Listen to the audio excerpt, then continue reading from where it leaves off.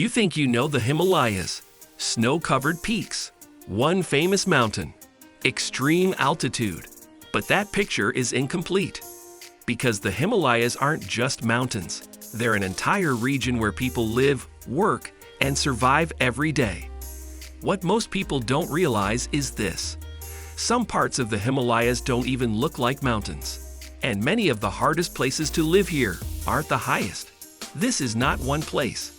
The Himalayas stretch across 5 countries, a 2,400-kilometer arc of tectonic drama that is still rising today.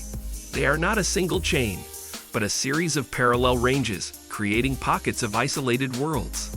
Within these folds, you find rainforests receiving over 200 inches of rain a year, deserts that see less than 4, glaciers that feed continents, and river valleys so deep they create their own microclimates. Some areas are so green they're shrouded in perpetual mist. Some are so completely dry that erosion carves the earth into surreal, crumbling sculptures. Here's the first surprise. You can travel for days in the Himalayas and never see snow at all. You could be in the eastern foothills of Bhutan or Nepal, surrounded by rhododendron forests, leeches, and the calls of hornbills, at an altitude no higher than a European alpine village. The idea that this is one single landscape is wrong. It's a living geological library. The lower Shivalik hills are young, crumpled sandstone. The mid-middle Himalayas hold ancient, temperate forests and hill stations. The mighty greater Himalayas contain the raw, young peaks of granite and gneiss. And north of that, the Tibetan plateau is a frozen, high-altitude desert, the remnant of an ancient ocean floor. And that misunderstanding hides how people actually live here. A day's walk can take you from a community growing rice and citrus to one growing only barley and potatoes. The architecture, the crops, the very structure of life shifts with every major valley, adapted to a specific niche in this vertical world. People live much higher than you expect. In many parts of the world, cities sit close to sea level. Major capitals thrive where the air is thick. In the Himalayas, entire towns exist at altitudes where visitors struggle to walk normally, where a flight of stairs leaves you gasping, and a headache is the first welcome sign of mild altitude sickness. In places like Ladakh, daily life happens above 3,500 meters, but go higher. The village of Korors, by Lake Tso Moriri, lives at 4,595 meters. That's higher than the summit of Switzerland's iconic Matterhorn. Here, people don't just survive, they hold festivals. People go to school in classrooms where windows frame 6,000-meter peaks. They run shops selling candy, motor oil, and prayer flags. They raise animals genetically perfected over millennia. The wool-covered changi goats for priceless pashmina. The mighty yaks that are tractors, trucks, and food source combined. Here's the shock.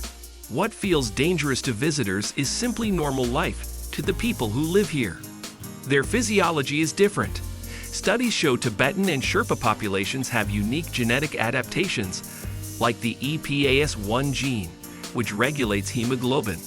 They don't overproduce red blood cells in thin air, avoiding the dangerous thickening of blood that plagues lowlanders. Their blood vessels are wider, their metabolism tuned for efficiency. For them, the extreme is baseline. A child playing soccer in a lake courtyard at 3,500 meters is performing a physiological feat a visiting athlete would train months to achieve. This isn't toughness, it's evolution. And this is where the environment becomes harder to understand. A cold desert in the mountains. Some Himalayan regions receive almost no rainfall. The Spiti Valley, for instance, gets less precipitation than the Sahara. The air is dry. The ground is rocky. Vegetation is limited. This surprises most people. Mountains are usually associated with forests and rivers. But parts of the Himalayas are classified as cold deserts. The challenge here isn't climbing. It's surviving winters, where roads close and supplies stop arriving. Where communities rely on ancient systems of ice stupa engineering or underground channels called cols to irrigate fields with glacial melt. The real feat isn't a summit push. It's growing a barley crop at 4,000 meters. Why time works differently here. In the Himalayas, travel time isn't measured in distance. It's measured in weather, in landslides, In the condition of a single mountain pass, a short journey can take an entire day. Plans change constantly. Delays are expected. Here's what most visitors don't anticipate. Schedules don't control life here. Conditions do. A village might be cut off for weeks, not by choice, but by a shifted rockfall. Time becomes elastic, measured in sunrises and the completion of work, not the ticking of a clock. That forces people to slow down, whether they want to or not. If you're interested in places that don't work the way you expect, places where daily life follows different rules, subscribe. This channel explores locations most travel videos skip over. These mountains are not about climbing. From the outside, the Himalayas are often seen as a challenge. Summits, records, achievement. But for many local communities, the mountains are not something to conquer. They are something to live alongside. Certain peaks are avoided. Some routes are never used. Not for safety, but for belief. A mountain isn't just rock. It's a deity, a Yulha, a protector. Disturbing its peace can bring misfortune. Expeditions will pay millions for a permit, while a herder will take a 3-day detour to avoid a sacred ridge. This is rarely mentioned in travel content. And then there's the cold most people underestimate. Winter is the real obstacle. Altitude is not the biggest problem here. Winter is. It's a 6-month event, not a season. Temperatures drop sharply. Fuel becomes critical. Food storage matters more than comfort. Houses are built with triple-thick walls, and main living quarters are on the second floor so the heat from the animals sheltered below can rise. This isn't dramatic survival. It's routine preparation. The autumn harvest isn't just about food. It's about calculating caloric needs for months of isolation. Every piece of dried meat, every stored root, is a calculated unit of survival. The people who live here don't wait for emergencies. They plan months in advance. That level of preparation is part of daily life. The mountain everyone knows. Most people associate the Himalayas with Mount Everest, but the areas around it are not empty.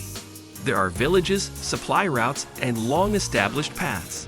The Sherpa town of Namche Bazaar is a bustling hub of commerce, Wi-Fi, and logistics, all above 3,400 meters. What surprises visitors most? The mountain is famous, but life around it is practical.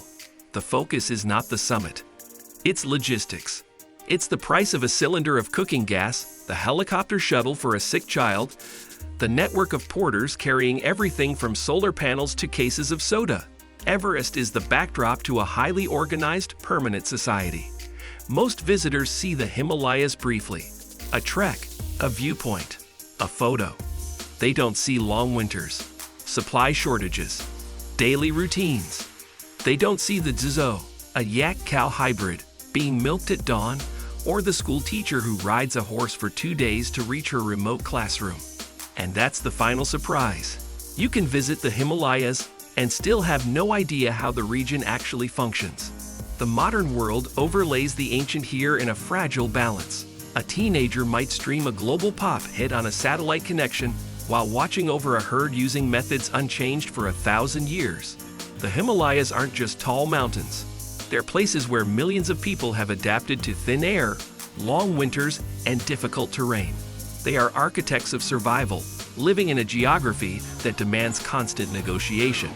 Not for adventure, not for achievement, but because this is home. It has always been home. And that daily reality of resilience, adaptation, and deep cultural knowledge is far more monumental than any single peak. If this video changed how you think about the Himalayas, subscribe, because the most interesting places in the world are often misunderstood by the simplest images.